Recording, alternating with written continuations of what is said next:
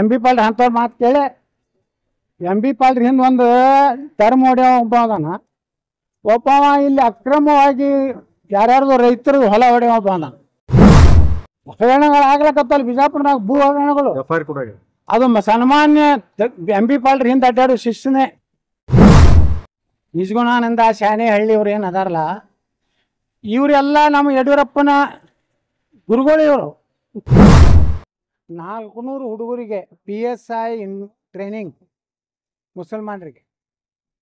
ಅಂದ್ರೆ ವ್ಯವಸ್ಥಿತವಾಗಿ ಸಿದ್ದರಾಮಯ್ಯ ಮತ್ತು ಜಮೀರ್ ಅಹಮದ್ ಖಾನ್ ಕೂಡಿ PSI ಟ್ರೈನಿಂಗ್ ಕೊಡ್ಸ್ಲಕತ್ತಾರೆ. ಅಂದ್ರೆ ಮುಂದಿನ ದಿವ್ಸನಾಗ ಪ್ರತಿಯೊಂದು ಪೊಲೀಸ್ ಸ್ಟೇಷನ್ನಾಗ ಮುಸಲ್ಮಾನರು ಒಬ್ಬ PSI ಬಂದರೆ ಹಿಂದೂಗಳ ಪರಿಸ್ಥಿತಿ ಏನು.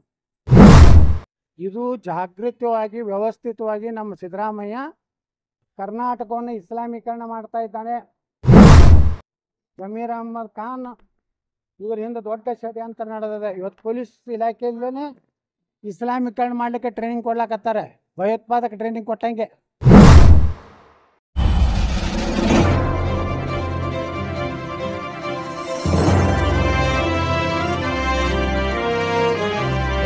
नमस्कार, मैं हूं शिवानी और आप देख रहे हैं बीजापुर एक्सप्रेस। चलते हैं खबरों की ओर।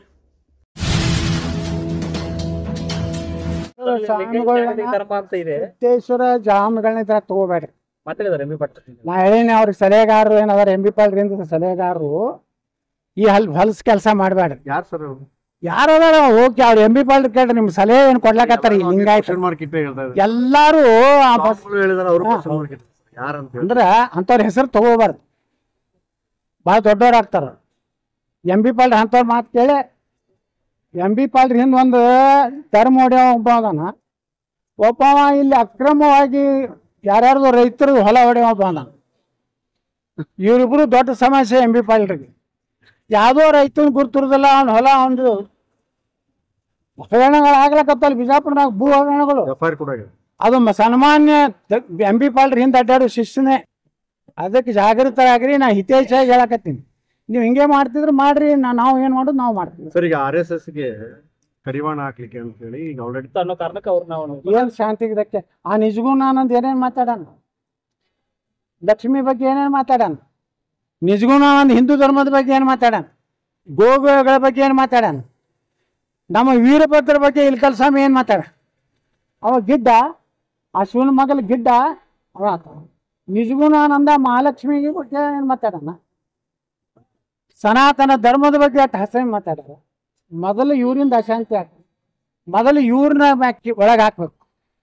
ನಿಜಗುಣಾನಂದ ಶಾಣೆಹಳ್ಳಿ ಇವ್ರು ಏನು ಅದಾರಲ್ಲ, ಇವರೆಲ್ಲ ನಮ್ಮ ಯಡಿಯೂರಪ್ಪನ ಗುರುಗಳು ಇವರು. ಮತ್ ನೋಡಿ ಯಡಿಯೂರಪ್ಪನ ನಾಟಕದ ಒಳಗೆ ಇಲ್ಲಿ ಪಂಚಪೀಠದವರೆಗೂ ಕಾಲು ಮುಗಿದು ಅಲ್ಲಿ ಲಿಂಗಾಯತ ಧರ್ಮ ಪ್ರತ್ಯೇಕ ಆಗಲೈತೆ ಅಲ್ಲಿ ಸಹಿ ಮಾಡೋದು. ಎಂ ಬಿ ಪಾಲ್ರಿ ಕೇಳ್ರಿ, ಯಡಿಯೂರಪ್ಪ ಮಾಡಿಲ್ಲ ಲಿಂಗಾಯತ ಪ್ರತ್ಯೇಕ ಧರ್ಮ. ಯಡಿಯೂರಪ್ಪನ ತೊಗೊಂಡು ಹೋರಾಟ ಮಾಡ್ರಲ್ಲ, ಅಥವಾ ವಿಜಯೇಂದ್ರನ್ ತೊಗೊಂಡು ಹೋರಾಟ ಮಾಡ್ರಿ. ಹಾಳಾಗಿ ಹೋಗ್ತೇವೆ ಆ ಕಡೆ. ನಾವು ಹಿಂದೂಗಳರ BJP ಹೋಗಿ ಉಳಿತೀವಿ.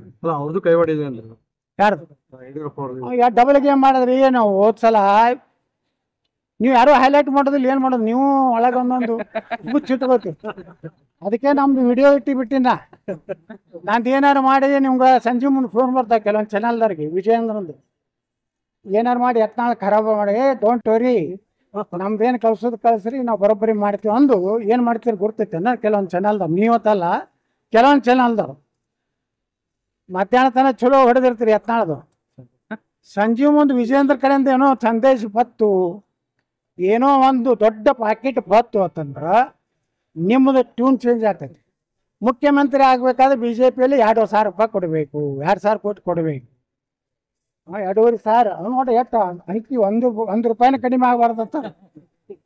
ಹಿಂಗೆ ನೀವು ಚಾನಲ್ದವ್ರು ಏನಿದಿರಲ್ಲ, ನಮ್ಮದು ಚಲೋ ಇಲ್ಲ ಅಂದ್ರೆ ನಾವು ವಿವಾದಾತ್ಮಕ ಮಾತಾಡ್ತಿದ್ರೆ ಅಯೋಗ್ಯದ್ರೆ ನಂಬಲ್ಲಿ ಬರಬೇಡ್ರಿ.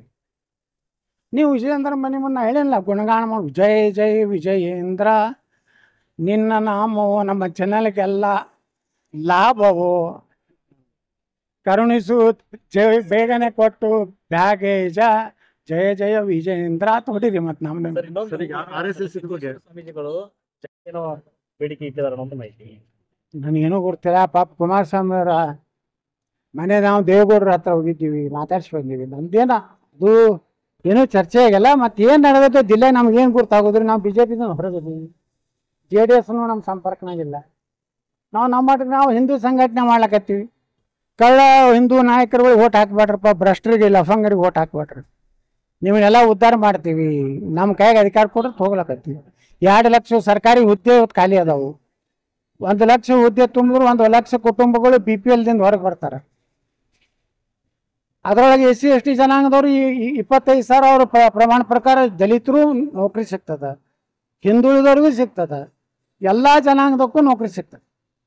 ಇವತ್ತು ಏನು ಮಾಡಕತ್ತಾರೆ ಕಾಂಗ್ರೆಸ್ನವರು, ಮೊನ್ನೆ ಅವ ಜಮೀರ್ ಅಹ್ಮದ್ ಖಾನು 400 ಹುಡುಗರಿಗೆ PSI ಟ್ರೈನಿಂಗ್ ಮುಸಲ್ಮಾನರಿಗೆ ಅಂದ್ರೆ ವ್ಯವಸ್ಥಿತವಾಗಿ ಸಿದ್ದರಾಮಯ್ಯ ಮತ್ತು ಜಮೀರ್ ಅಹ್ಮದ್ ಖಾನ್ ಕೂಡಿ PSI ಟ್ರೈನಿಂಗ್ ಕೊಡ್ಸ್ಲಕತ್ತಾರೆ. ಅಂದ್ರೆ ಮುಂದಿನ ದಿವಸನಾಗ ಪ್ರತಿಯೊಂದು ಪೊಲೀಸ್ ಸ್ಟೇಷನ್ನಾಗ ಮುಸಲ್ಮಾನರು ಒಬ್ಬ PSI ಬಂದರೆ ಹಿಂದೂಗಳ ಪರಿಸ್ಥಿತಿ ಏನು.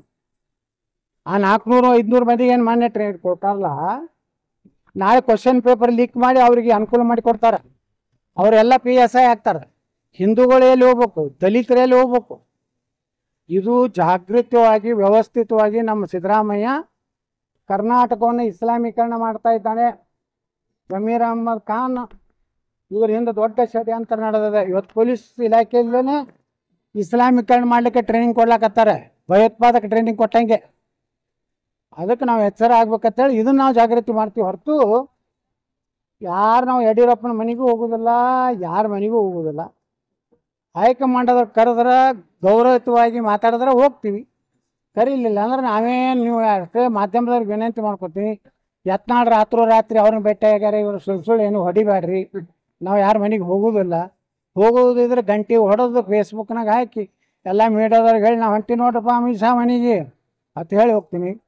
ಗಪ್ಚುಪ್ ರಾತ್ರಿ ಹೋದ್ರು ಯತ್ನಾಳ್ರು ಡೆಲ್ಲಿಯಲ್ಲಿ ಏಕೆ ಇದ್ದಾರೆ, ಅಮಿತ್ ಶಾ ಮನೆಗೆ ಹೋದರೆ ಅಪಮಾನ ಮಾಡಿ ಹೊರಗೆ ಹಾಕಿದ್ದಾರೆ ಅಥವಾ ಹೊಡ್ಕೊತ್ಕೊಂಡ್ರು.